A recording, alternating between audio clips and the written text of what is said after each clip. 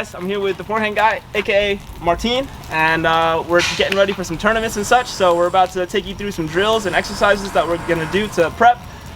You ready? I'm ready. Let's get it. Let's do it. Let's go.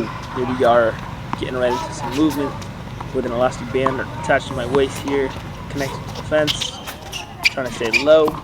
And here we get right into some figure eights and some footwork to get the feet moving. Single leg hops for the ankle, knee, and hip stability and activation, followed by some side-to-side moving with some ball feeds.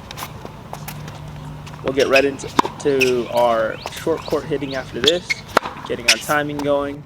And while I think everyone will do this, what we do next is our lefty forehands, activating that left hand for our two-handed backhand, just making sure we have the proper spacing and get that left wrist working. So once we start hitting our two-handed backhands, hopefully our balls will be spinning and dropping into the court for us, and we'll be finding better spacing than we might otherwise if we didn't do this lefty forehand drill. Highly recommend it.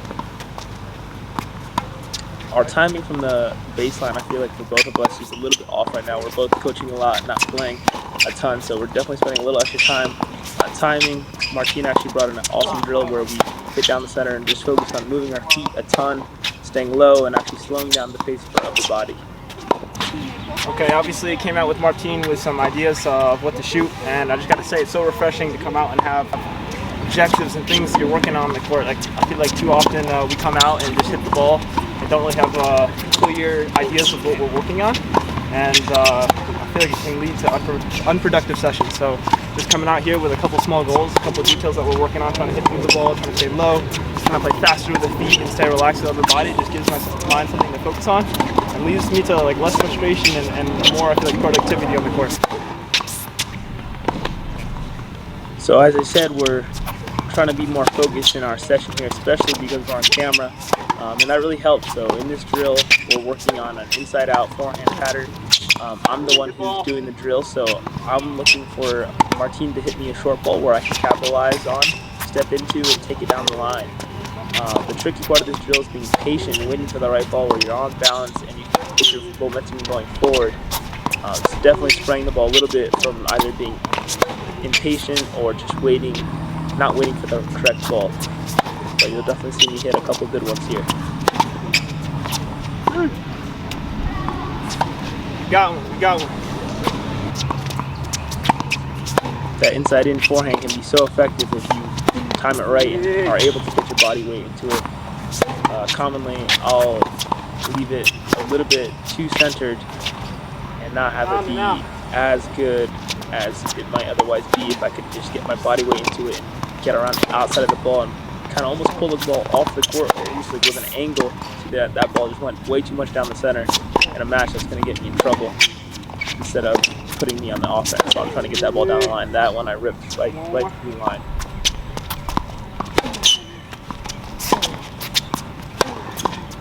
Both of us, I think most men players, but definitely for me and Martin, our forehands are our weapons, so these drills are especially important for us to hone in our weapons and get them ready for match play.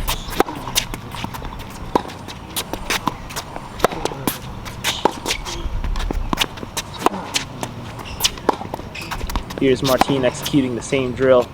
You'll see he does a great job of getting his body weight and rotating through the ball in the direction of his target.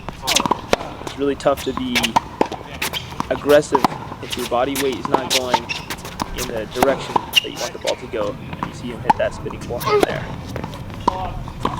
Here we get into some serve and volley exercises.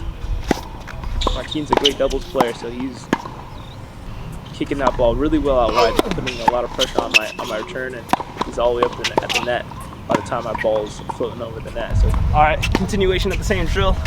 I feel like both on my return and my volleys, I'm leaving the ball a little bit short. So I'm going to focus on pushing through the court more with my legs and using my hands less and staying low.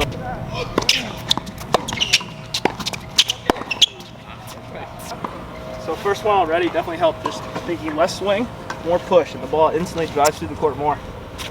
I'm not gonna lie, I was struggling on this drill, and that's good, but my return's not my favorite shot, especially that second serve return to my backhand, which gets high. So I was really trying to focus on using my legs and getting into the ball, and And then also my serve and volley, which I like to do, but right now I'm missing a little bit. So I was trying to be extra focused on getting to the ball with my legs and playing with my legs and trying to avoid using my hands. But I was definitely struggling a little bit, but it was improving as the session was going on, which is great. Here I slowed this clip down to show you what a great kick serve will look like, especially when you're trying to serve and volley. I got that ball above Martin's shoulders, and it gives me a great opportunity to get into the net before he has a chance to really do a lot with the ball. It's not like he can't play that ball, but it's just much more uncomfortable for any player to play a backhand above their shoulders versus if it's waist height or chest height. Above the shoulders is the ideal location to attack off.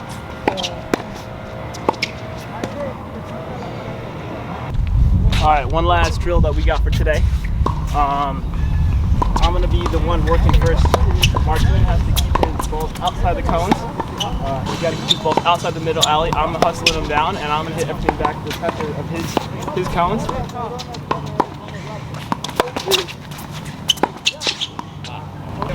Especially out here in that humidity, this drill is no joke.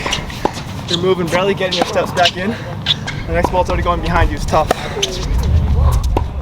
So yes, as I mentioned, this drill is an absolute gasser. Great way to finish the session.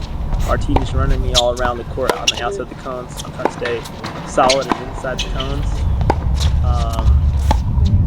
Yeah, and I actually find it just funny that my rhythm at this point, of course, we've been playing for a good amount of time by this point, but my rhythm really increased during this drill. I feel like it was just from hitting all of my shots in rhythm and focusing on the recovery steps versus being so focused on the shot and less so on the footwork. So if I were to take one thing from this drill, it's just that staying in motion can really help the rhythm.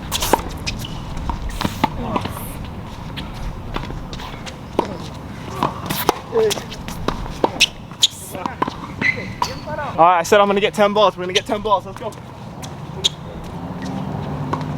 Martin got really lucky doing this drill just because it actually ended up raining as soon as I finished my part of the drill, and he got to skip out, shall we say, on this drill. So anyhow, great drill, phenomenal training session.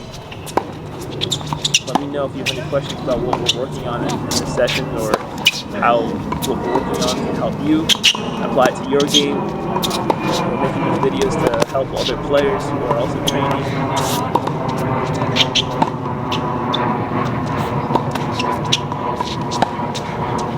We're all here trying to grow, so hit us up.